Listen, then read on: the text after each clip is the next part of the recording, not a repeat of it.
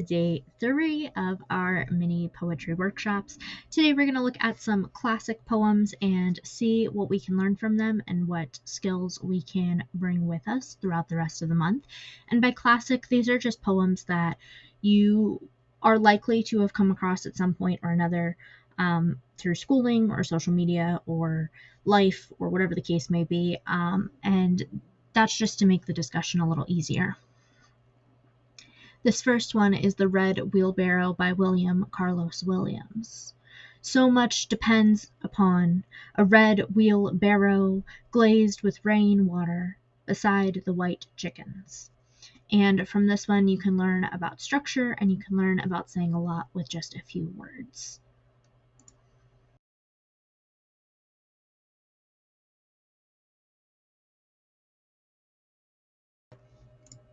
And our next poem is one that we've all heard before, The Road Not Taken by Robert Frost.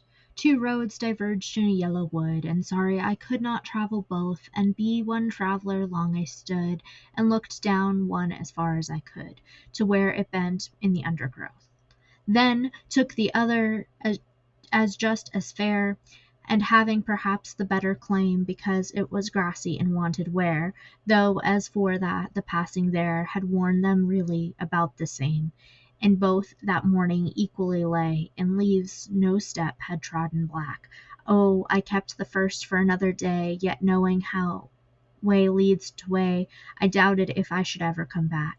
I shall be telling this with a sigh, somewhere ages and ages hence, two roads diverged in a wood, and I took the one less traveled by, and that has made all the difference.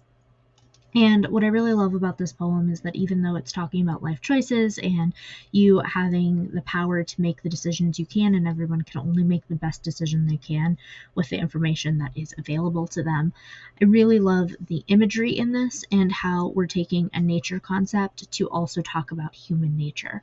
So that's really cool, and I know we've all heard it, and this is a horse that's been beaten to death, but I do think there's something we can admire from this and use for today's lesson. So, alrighty, and it's time for our third poem, which is one of my favorites. This is an Emily Dickinson poem, and this is Because I Could Not Stop for Death. Because I could not stop for death, he kindly stopped for me. The carriage held but just ourselves and immortality. We slowly drove, he knew no haste, and I had put away my labor and my leisure too for his civility. We passed the school where children strove at recess in the ringing. We passed the fields of grazing grain, and we passed the setting sun, or rather, he passed us. The dews drew quivering and chill, for only gossamer my gown, my tippet, only tulle.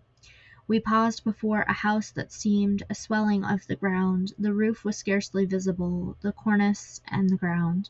Since then, 'tis centuries, and yet feel shorter than the day I first surmised the horses' heads were toward eternity. So I really love this poem because there's a really great use of personification, there's a really beautiful use of voice and tone and scene setting, and there's also a lot of interpretation left up to the reader. While this poem probably meant something very, very specific to the author, it can mean a lot of different things to us, and there is a really cool beauty in that. So, yeah.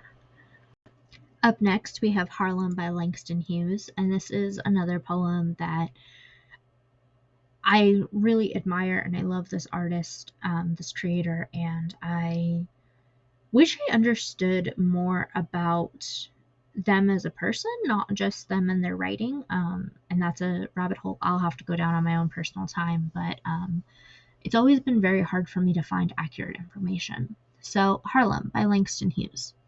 What happens to a dream deferred? Does it dry up like a raisin in the sun, or fester like a sore and then run? Does it stink like rotten meat, or crust and sugar over like syrupy sweet? Maybe it just sags like a heavy load, or does it explode? And one of the things that I really appreciate about this poem is the use of questions and giving the author choices and giving the audience choices and really creating a connection between, well, we don't really know, but there's beauty in being able to make those choices and have those discussions and get to know the people around us, and have a deeper connection with ourselves, our community, and the peace at hand. So I really love that. I also really just love that line, what happens to a dream deferred, and I love seeing afters of this poem, and I love seeing how other people take it and run so far and create such incredible things. So we have 2 more poems to look at. This next poem is Still I Rise by Maya Angelou. You may write me down in history with your bitter, twisted lies. You may trod me up in the very dirt, but still, like dust, I'll rise. Does my sassiness upset you? Why are you beset with gloom? 'Cause I walk like I've got oil wells pumping in my living room. Just like moons and like suns with the certainty of tides, just like hope springing high, still I'll rise. Did you want to see me broken? Bowed head and lowered eyes, shoulders falling down like teardrops weakened by my soulful cries. Does my haughtiness offend you? Don't you take it awful hard, 'cause I laugh like I've got gold mines digging in my own backyard. You may shoot me with your words, you may cut me with your eyes, you may kill me with your hatefulness, and still, like air, I'll rise. Does my sexiness upset you? Does it come as a surprise that I dance like I've got diamonds at the meeting of my thighs? Out of the hurts of history's shame I rise.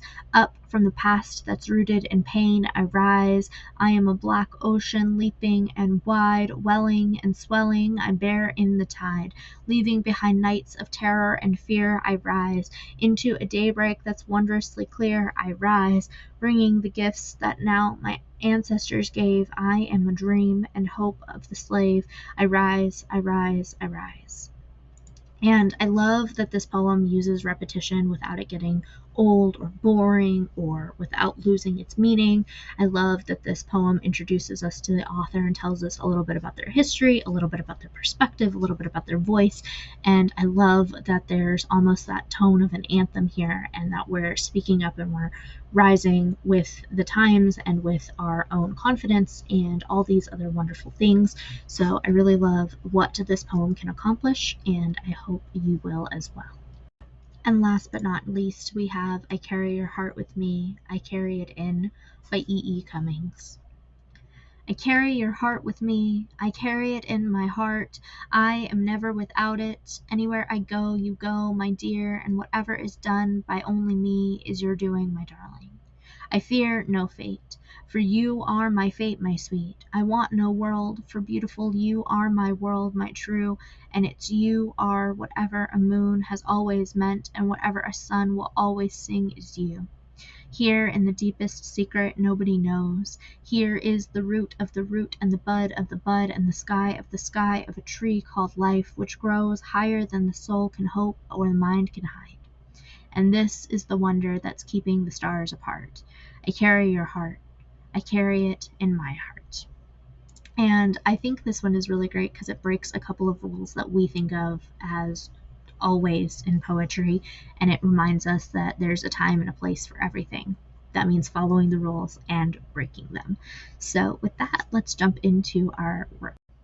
So basically all I'm asking you to do is look at something that one of these poems does well. If multiple do them, even better, and take that element and use it in this poem. It can be the way that repetition was used in Maya Angelou's poem. It can be the personification from Emily Dickinson's. It can be the rule breaking from E.E. Cummings. It can be anything that you want. And try to really lean into the style of the author that you've chosen. And of course, give credit where credit is due. Make sure that when you're writing, you're reminding yourself or your audience that you were inspired by a given poem. And basically today we're just learning what classic poetry can offer us and how we can use it as we move forward. And tomorrow we'll look at more modern poetry and what it can offer us and how we can benefit from that in our writing as well. So happy writing, and I'll see you again tomorrow. Remember to like and subscribe and comment and do all the things, and I can't wait to hear how this journey goes for you. Bye for now.